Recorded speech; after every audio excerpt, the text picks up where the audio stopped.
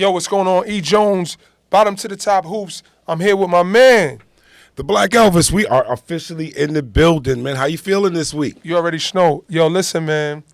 We got a lot to talk about, champ. Oh, yeah. We got high school basketball, Geico Nationals. We got the Throne. We got OTE. NCAA. NCAA tournament. Let me ask you a question. Mm-hmm. Now that the tournament's over, Okay. how did your bracket do? Horrible. Killed my bracket. I'm gonna get to that in a second. But think about this for a second. This is the first time in probably a long time, I'm gonna venture to say over 20 years, that the NCAA tournament in the Final Four has had 4 number 1 seeds. That was crazy. I did notice that. And now, does that actually mean that these teams who have more resources and are paying players money, like it's a shift in power. It's imbalance. Yeah, well, I mean, hey, listen. This is the first time I did not see a Liberty I guess they paying like they way at the top. Well, I think that's the old golden rule, right? The people with the gold make the rules. and now, when we look at it and say to ourselves, does this mean like death to the mid-major? Oh man, I'm hoping not. I mean, how are you able to compete with a Cooper Flag, a Con Knipple, Malawatch, Proctor, all of these players on Duke, and they didn't even win it. And they didn't even take it. And it's a whole different conversation and a different show. But just most recently, JT Toppin makes $4 million for next year to stay at Texas Tech. Did you hear that, y'all? $4 million to stay in school. Now, mind you, he goes to the NBA this year. He leaves. Let's say he leaves early. The reality of it is, because he's an older kid, he's probably going to go anywhere between 26 and 40. Yeah. Right? Which would mean late first, early second round. That being said, no guarantee contract. Well, first round, that if he goes between 20 and 30, he can sneak in there. He can sneak in there. That's not guaranteed. Come on. Well, the first 3 years are for first round, and the last one is a team option. So you get that 4 years. Actually, it's 2 and 2. It's a player option guaranteed for 2, and the last 2 is the team option. Second round, nothing's guaranteed. Yeah. Unless you kill in summer league and then they give you that contract. So now he makes $4 million, which is probably what he would have made as 2 years in the NBA as a second rounder. So it's almost behooves you to stay in college. Yeah. I mean, look at RJ. He's RJ doing Davis. Another year at North Carolina. No, he's not doing it. He's doing 6 years. He's not doing 6 years. I just read that. He's coming back. That's bad dope. He's coming that's back. That's red magic. No way. No way. He's not coming back. They said they gave Hunter Dickinson 7 years, which is diabolical. That's crazy to me. That's crazy. But Robert Wright, who's the point guard at the University of Baylor, who played at Monteverdi with Cooper Flag and that Story team, Derek Queen and all those guys, he probably averaged 13.5 points a game. He's getting paid $3.5 million to go to BYU and play with A.J. DeBesta. That's crazy. BYU's budget is infinite. Hey, do y'all see what's going on? So let me just say this. BYU, right, the Mormons, they paid A.J. $7 million, and they're paying Rob, so that's $10.5 for 2 players. That's ridiculous, bro. No, it's not. And when we it's due. How much is the school generating for the year? Look, first of all, I'm not mad at nobody. So there we have it. It ain't like that. It ain't like the school it ain't coming your up. money. Yeah. Throw that thing out. Let them get that paper. Yo, but here go the thing, man. We always have to educate, right? So for all of the young people, when you get this money, the first thing you need to do is hire a good financial advisor. Because you're being taxed. Right. You got to pay those taxes. And you don't want to just, like, I would tell a kid, honestly, take 50 and go crazy. You want to get a tattoo, you want to buy a chain, buy a new car, do what you do with that 50. But after that, have a plan. You got to walk away. If you got 3.5, you got to own a couple. I'm not saying you have to, but it would be But you should. own a couple of houses, right? Invest in, have some kind of stock portfolio, start a business, and that's only $400,000 maybe, Yeah. right? Yeah. And you got a portfolio to be able to say, you know what, regardless of how this basketball thing goes moving forward, I'm in a position where I can now create revenue from the revenue I generated with my body, Absolutely. right? Absolutely. And I think big picture, he's thinking, I got a couple of more 3.5s in me, which is not necessarily true because we don't know, tragedy, injury, God forbid. But this is the reality I think that sometimes the kids aren't getting. Yeah. They're not getting the real talk of somebody saying, because I don't know him. I don't know his parents. I don't know his mentors, his home structure. But I would hope there's somebody he's willing to listen to. Because, one of the most challenging things is a young, popular kid with a ton of money that's got a lot of ego. Not saying him, but you could be reckless with that bread, and then the next thing you know, you back at square one looking for the next contract. Yeah. And you don't have anything to show for it. That's It's a well lot of said, stories man. that we know. No, because we have stories and we know people, but the bottom line is get it when you can. That's And this all is I not got even to what say. I wanted to talk about. I know. This is you know this what? is all Matter of your fact, fault. it's my fault. But you know what? This was a little teaching moment. We got a chance to teach a little bit. You know what? I feel better now. I feel So better. without further ado, we're gonna let E do what he do. Yo, listen. So we talking about the NCAA. This is a former NCAA tournament participant, former standout at Providence College. Man, check out Rob Phelps, a.k.a. King Nazareth. Hey, what's going on? E. Jones, bottom to the top hoops. We in the building. I'm here with a special guest. Y'all might know him as Rob Phelps. I know him as King Nazareth, and we'll get into that later.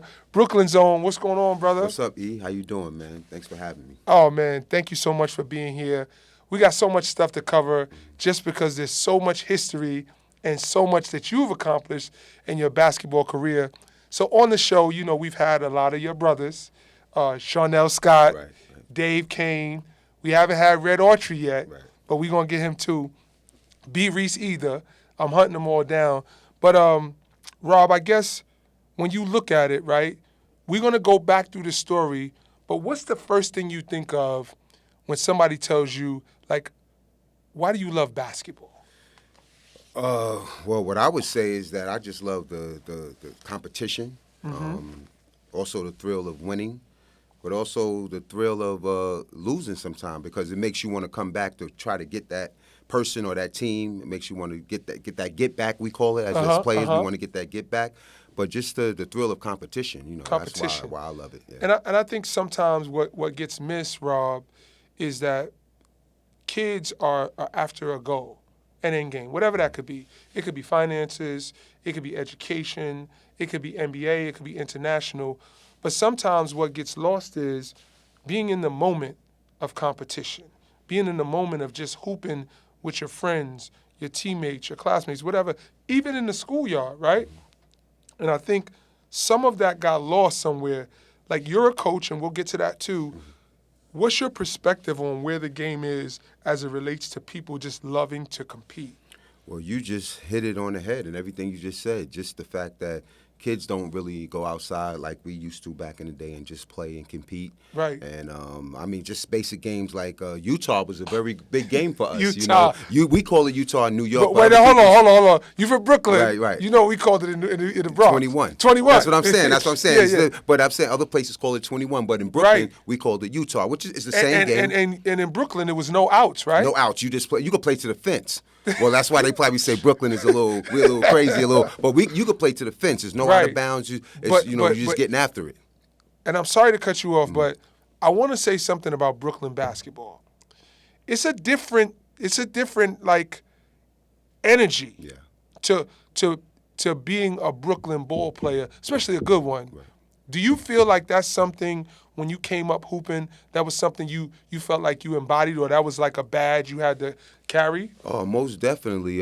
Brooklyn, and once again, I got brothers, like you said, all over Manhattan, Bronx, whatever. Yeah. But Brooklyn's a little bit different. You know, you have to have, it's a certain pride that you know, to say you from Brooklyn and you competing. So it's a badge of honor. Like you Gritty. said, you better be gritty, you better be hungry, you better be tough. You better play some You better D. play some D, you know, Right. it better have that handle. I was a little different. I wasn't one of those great handlers, but I could shoot the hell out of the ball. But We know that. You know, but you had to have a handle. And you just had to be tough, man. I mean, New York City alone, but like I said, Brooklyn's a little different. So, I think it was MC Light, and she called it the planet of Brooklyn, right? And it almost feels like it's a different planet, especially as it relates to basketball.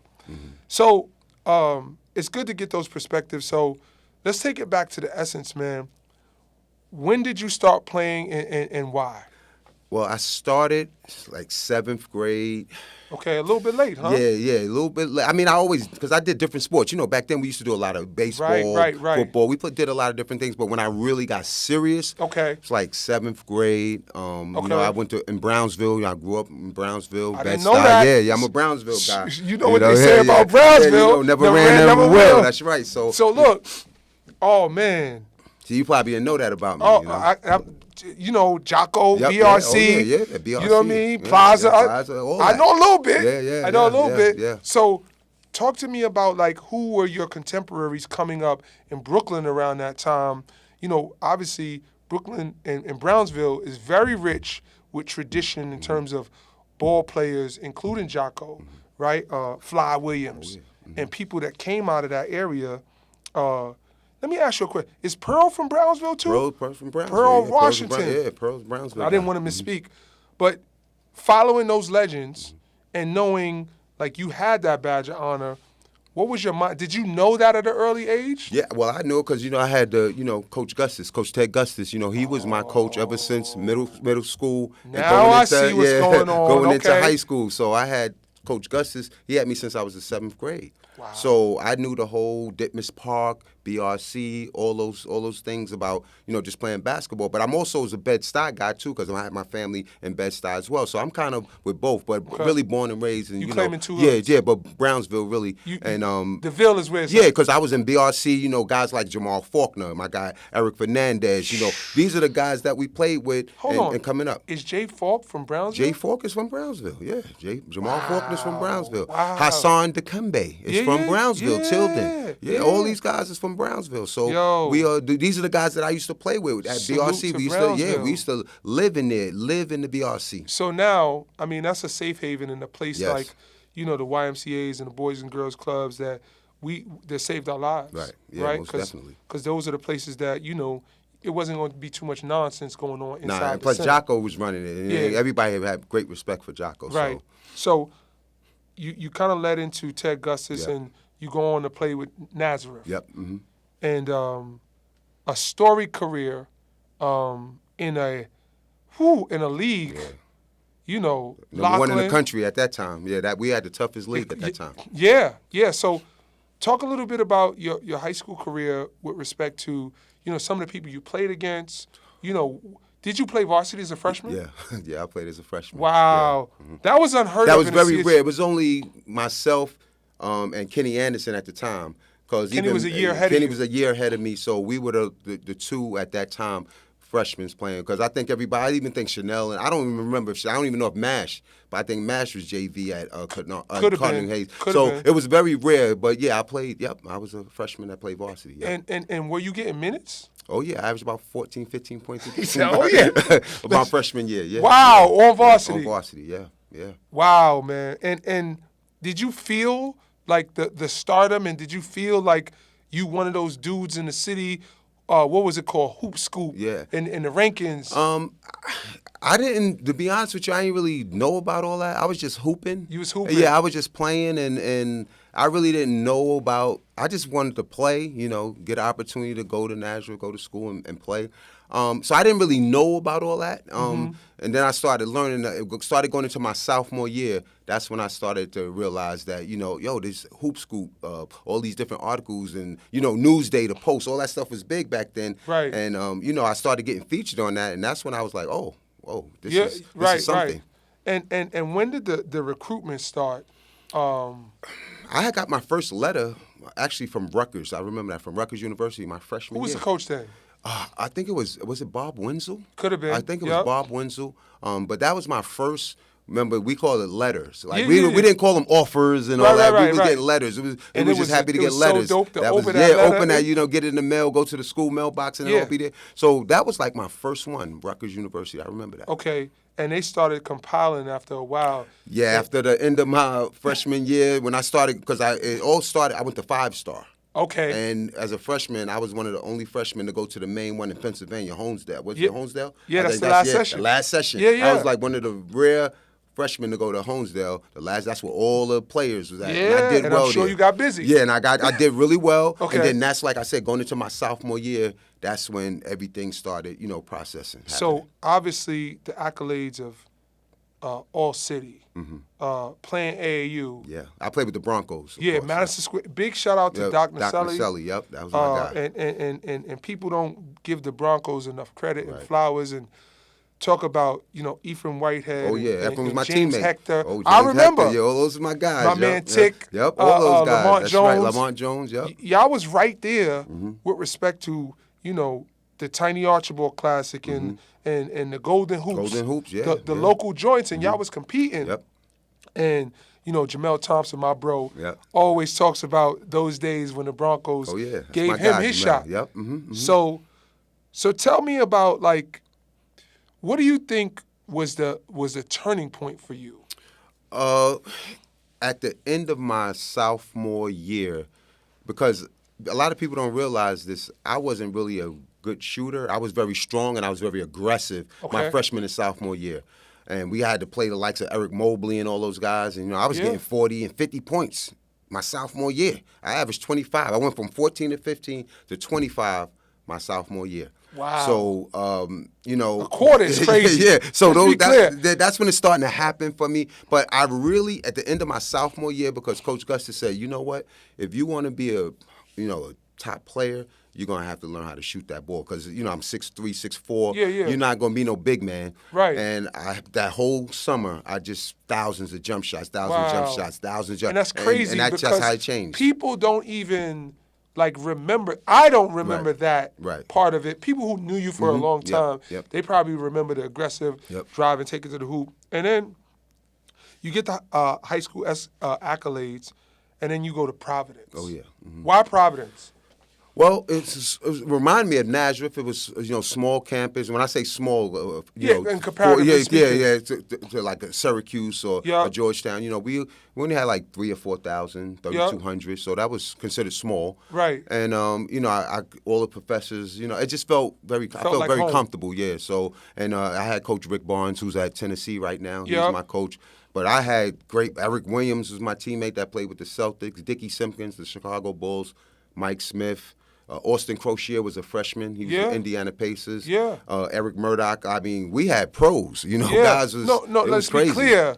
The Big East. Yeah, back then it was beast. Yeah, it was. It real. was crazy, and your career came right in and played. Yeah. Right. Yeah, I did really, really well.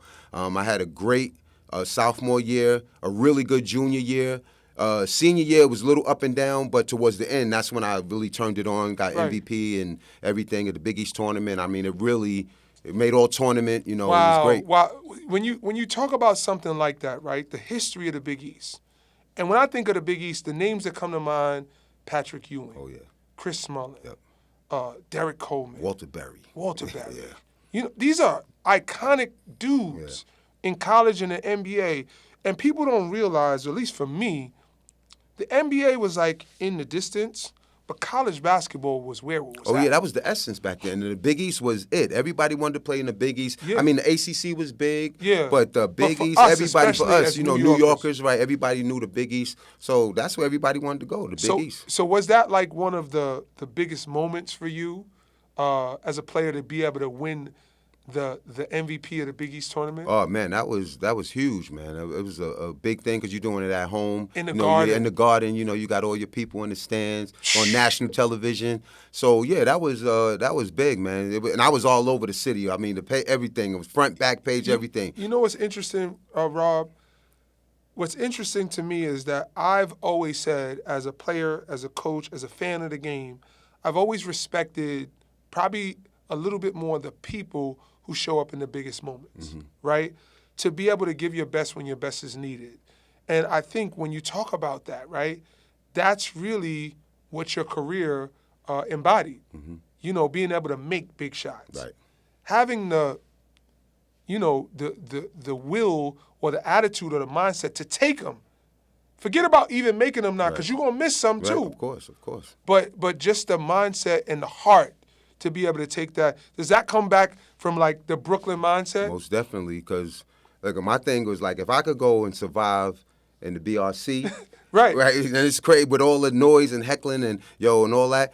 I mean, the Garden was, that was nothing. And plus, like, we going to the Big East, some other places, Villanova used to be crazy. Yeah. 40,000 in the Carrier Dome. I mean, it was crazy back then. It was man. crazy. So Some good times. Yeah, good yeah. times. It was really and good. And obviously, you leave college, you have a professional career. What would you say your pathway to the pros, and what was the education that you got in terms of the difference from college and being a pro? Well, first, before I went, because I went overseas for 12 years. Before I went overseas, I had an opportunity to play for the Dallas Mavericks. Okay. And I made the last cut. Okay. I was very, very close. Okay. And I played in the CBA for a year. Okay. But I had CBA was huge back then. Yeah, so it was Big like deal. the G League. Uh-huh. But then after that, I had opportunities I couldn't turn down. I made some really good money. I went to Japan. I went to China. Played in England. I mean, some really good places to make some money. So I went and got the money. I just went and got money, and it's taking care of me. To this day, I've saved well, and I did what I had to do. And to that point, those are the things that I think for our show we want to be able to educate players. Going international is not a rite of passage. Right, that's right. You killed and you played well at Tennessee, and you just think, okay, you're automatically going to go overseas. There's Not people like that, vying right? for those jobs. Yeah, it's hard. It's very hard. And you have to perform. Or you will go home immediately. And they will send you home, and that's a lot of the times a high-level athlete's first encounter with being cut or being told, we don't want you. Right. And being able to develop that thick skin and becoming a professional and knowing that this is less to do with me than situational. Yeah. Right? Well, that's one of the things that I've learned when I got cut from the mat, because that's basically what it is. I got cut. Right. And I had to, suck it up. Am I good enough? But it was more so that wasn't my skill. It was, people don't understand, like you said, the business part of it. They had 12 guaranteed contracts. Yeah. I'm a rookie coming out. It's not going to happen. Right. They already had the contract. That's just business. Right. Because I was pulled aside. I was talking to Mark Cuban, Donnie Nelson, all of them. They loved me. Right. But unfortunately, we got these guaranteed contracts. Right. They already got those That's guys what it locked is. in. So I was very confident going over. I knew I was right there, very close, and I was no hard feelings. I'm like, some people, they lose their mind. Yo, what's going on? I was very good. But I got that's my kind of degree. I was always good. been your temperament. Yeah. Right? Even broad scope, understanding the business side of it. We're human, so we're going to have feelings that don't feel great. But at the end of the day, you pick yourself up quicker than most because you understand what true adversity is coming up in Brownsville. Oh, most right? definitely. So I want to fast forward, and you've been able to amass a great career as a mentor to many, as a coach, been able to be at the championship level, and lead your program at Bedford Academy. What is the one thing that you took from your playing days that you try to instill in your players? Well, it's a couple of things. One, I always tell them, first of all, you got to play this game really hard. You got to have a passion. You got to love it. You got to really love the game, because if you don't love the game, you're not really going to get anything out of it. And then I always tell them with the off-the-court things that you really got to take care of your academics, because I can preach that, because I always tell people I was no A student. Right. But I was solid. I worked really hard. Yep. I did what I had to do. Responsible. And tell them, these guys, that you got to take care of your business off the court. Yep. And you got to handle yourself the right way. If you do those things, you'll be truly respected. And I tell that to people all the time. I can go anywhere, and you know me for a while. You Yeah. never heard a bad word said about me. Yo, Right. Rob, you better watch Rob. But Yeah. no, you never heard a bad word Yeah. about me. And those are probably the two things I really preach to my kids. And that's important, Rob, because I would echo those sentiments, and everybody always has great things to you, and it's a testament to your character and the way you've held yourself in that regard. And now, when I look at your teams, and I either see videos on social media or stuff that you post, Right. the one thing about a Bedford Academy team, they're going to play hard. Oh, they're gonna play hard. They don't have a choice. They're gonna play hard. So, we could talk for days about hoops and all of that, but I want to talk about a special player that you coached, and that's your son. Right. Yeah. How was that, man, being able to see your son play, develop, have success, continue on the family name? He probably felt some pressure. And how is that development in your relationship, the father-son dynamic and then the coach-player dynamic? Great question. To be honest with you, it was a little difficult at first. There's a couple of reasons why it was difficult, because everyone always compares. Yup. Your father was like this. You don't do it like this, or you're not like that. But I tell him he's his own person. Yup. And I took a step back because I would push him to be, because I just want him to be great. Yes. But I had to learn how to fall back and just let him take his process. Yeah. And it really worked, because he's become really good. I mean, you've seen him. He's become really, He don't really got good. the jump shot like right. you. Yeah, but it's coming. It's coming. No, listen. It's coming. He can shoot the ball. Yeah. He got a while to catch up to Right. dad, but definitely got great size. He got the toughness, and he definitely can shoot the ball. Right. So I think that he's going to fare well with respect to going into this next season, Yeah. having an opportunity to be on a big stage, Yeah. play a really competitive schedule. So I'm excited about that. So now we're gonna have some fun. We're gonna spend some time, and I'm gonna ask you some questions, and you give me the first thing that comes to your mind. Okay. Okay. Best teammate you've ever played with?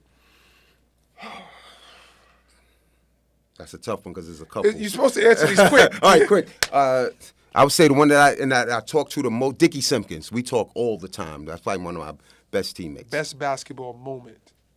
Definitely winning the Big East championship, because we were the first to do it at Providence. We were the first to do it. As many years as Providence been around, we were the first to do it. Toughest player you've ever played against? Another tough one. But Ray Allen, running around after that guy, Ray Allen was tough. Ray Allen. You got 1 second on the clock. You got to pass it. You can't shoot it. Okay. I was going to say, I want to shoot. Yeah. Shoot. Who you giving it to? Knocking it down. Well, that's another tough one. But I would say Eric. I played with Eric Murdoch. Eric was a big-time shot maker. So I would say Eric Murdoch. Now, how about this one? Who is a teammate that you watched that had maybe a work ethic or innate ability to perform that you most admired?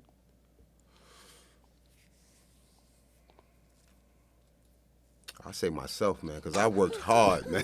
I was one of the. I just put in a lot of time, man. I used to get up, be the first one in the gym, get up early. That's like I said, how my shot got so. I worked hard. A lot of people don't know behind the scenes. I would say myself, man. I got two more for you. Okay. One moment you could get back that you would change, basketball-wise. Basketball-wise, I would say not. I was cocky. I was be a bit better, be less cocky. Okay. A better listener. In Because when I was on the court, I just felt that nobody Invincible. can. Yeah, But being a better listener and more receptive to things, yeah, I think that would have helped me. Last question. If you could change one thing about New York City basketball now, what would it be? I know it's 17 things. Oh, so many. Just these guys loving the game more. Okay. I think a lot of the kids today play for the wrong reasons. A lot of them play for the highlights. They play for the videos. They play for the rankings. People don't understand, when you do well, all those things are going to come anyway. Correct. But I think they seek it. Yep. And if we could change that, I think we can get it back to, and New York is still good. Oh, but without a we doubt. could. You mean like to our era? to get it the way our era, we love playing, man. We would go anywhere. You go to Brooklyn, you go here, like you said, you know Brownsville, you uptown. But we go everywhere. Brooklyn, we go anywhere. I don't think kids today they do that. We used to get on the train. If these kids today ain't got a ride, they ain't gonna go play. That's a they fact. ain't gonna go play. We would just hop on the train on the bus. You know, I learned something today. I've been educated at more about your career. I'm a historian of the game. I know that you are. I know you are. And I got knowledge that just comes out of both sides of my ears. But I enjoyed hearing about your journey. I'd love to have you back on the show. Anytime, my man. You know that. To chop it up. But thank you, man. We appreciate you. And thank you for the contributions you've made as a player, as a dad, and as a coach. I appreciate you. And hopefully, you get your flowers anytime somebody talks about your name. I appreciate it, man. Yes, Thank sir. you, E. Thanks Yes, a lot, sir. man. Always, Thanks a lot. always. Oh, man, that was a great interview. Rob Phelps, man. Hey, it was informative. Mm-hmm. Some jewels dropped. Yes, sir. Know how you do. How you feel about it? You think the people going to really react to this one? I feel like, his disposition as a person, he exudes class. Mm-hmm. I think kids will get a chance to really see. Here's a guy from Brownsville, New York, and Brooklyn, who was able to take those humble beginnings and turn it into an illustrious basketball career that spanned from high school, where he played varsity as a freshman in the CHSAA, which was unheard of. Then move on to college, be a Big East tournament MVP, and win the Big East championship for the first time in Providence College history, and then play overseas for many years in some reputable country. And now he's giving back and back in Brooklyn, High school teaching coach. and coaching. That's an awesome thing, man, when they It's get a dope back. story. Let's get to the NCAA. We didn't really go into it.